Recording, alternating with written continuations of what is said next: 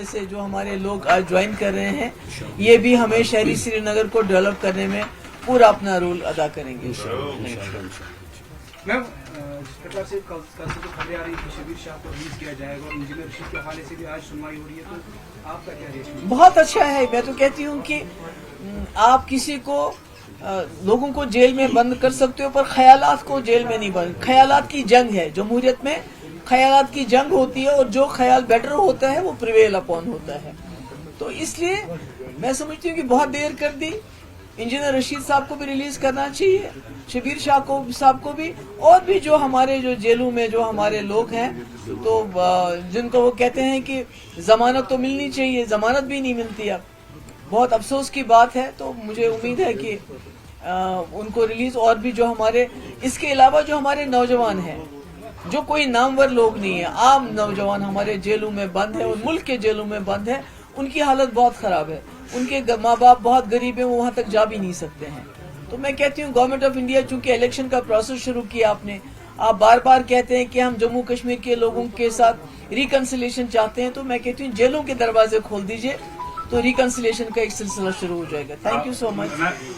Madam, एक सवाल है मेरा, क्योंकि कई सारे लीडर्स जो आपकी पार्टी को ऑलरेडी ज्वाइन कर चुके हैं और हर एक जगह पर आप अपने कैंडिडेट भी अनाउंस कर चुके हैं, लेकिन ये भी खदशा जाहिर हो रहा है कि क्या महबूबा मुफ्ती जो है खुद कहीं पे पार्टिसिपेट कर सकती है, क्योंकि लोगों के अंदर क्यूरियोसिटी है कि अपोजिशन पार्टी की अगर बात करें, वो ऑलरेडी लीडर्स अनाउंस कर चुके, पहले कहा कि नहीं लड़ेंगे, फिर उसके बाद कल जो है लिस्ट सामने आया, तो महबूबा मुफ्ती का इस पे क्या कुछ कहना है? देखिए, मैं क्या कहूँ, उमर साहब ने खुद कहा कि मुझे चपरासी की ट्रांसफर के लिए गवर्नर साहब के दरवाजे पे जाना पड़ेगा।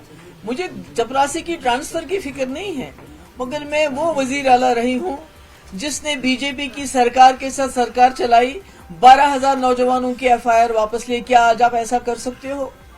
मैंने as a chief minister Modi के साथ सरकार बनाते हुए सेपरेटिस्ट को खत लिखा, दावत दी बातचीत की। क्या आप ऐसा कर सकते हो आज? मैंने सीज फायर करवाया, क्या आज आप कर सकते हो? मैंने पूरे मुल्क की लीडरशिप को लाया और हुर्रियत के दरवाजों पे गए वो कि आइए बताइए हमें क्या है। तो मैंने बहुत ही पावरफुल चीफ मिनिस्टर रही हूँ, मेरी असेंबली बहुत पावरफुल थी, हमारे पास रेजिडरी पावर्स थे।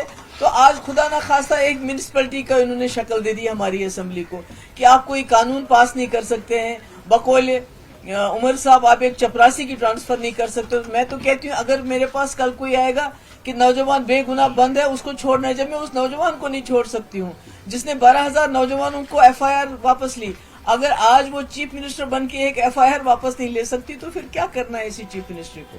शर्मा जी, कल जो डॉक्टर फारूक अब्दुल्ला ने अवंतीपुरा में बयान दिया है कि आर्टिकल 370 की बहाली को 100 साल लग सकते हैं, so how would you react?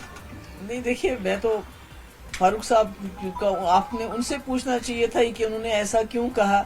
मेरे ख्याल में नाउमीदी कुफर है और PDP बड़े मसले के लिए लड़ रही है। जैसे आपको पता है कि PDP वाहिद एक जमात है जो एजेंडा लेके आती है, उसको इम्प्लीमेंट करती है। जब हम 2002 में सरकार बनी, हमने कहा था हम पोटा खत्म करेंगे, हमने किया। उसके बाद हमने बोला हम रास्ता खोलेंगे, हमने खोले मुजफ्फराबाद, रावलाकोट। हमने कहा हम बातचीत कराएंगे, तो वाजपेयी जी की बातचीत, LK अडवाणी की बातचीत हमने हुर्रियत के लीडरों से कराई। तो हम तो अपने एजेंडा पे चलते हैं और आज भी हमारा एजेंडा है कि मसले कश्मीर मसला है, उसको आप इग्नोर नहीं कर सकते। तो उसको हल करने के लिए जो 370 है उसको भी रेस्टोर करना बहुत जरूरी हो जाएगा।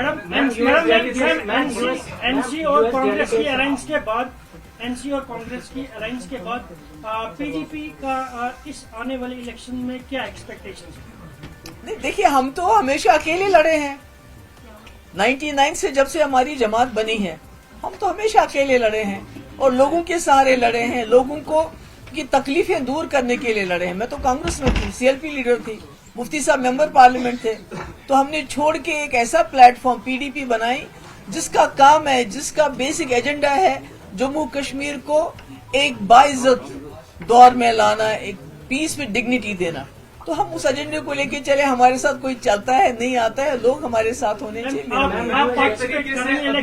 जमात इस्लामी और सेपरेटिस्ट चुनाव में आ रहे हैं, उनका वेलकम किया जा रहा है, लेकिन दूसरी ओर अगर हम देखें, एम्प्लॉइज को नौकरियों से निकाला जा रहा है कि आपके पिता या आपके कोई रिलेटिव जो थे वो मिलिटेंट। बहुत गलत है, वही तो मैं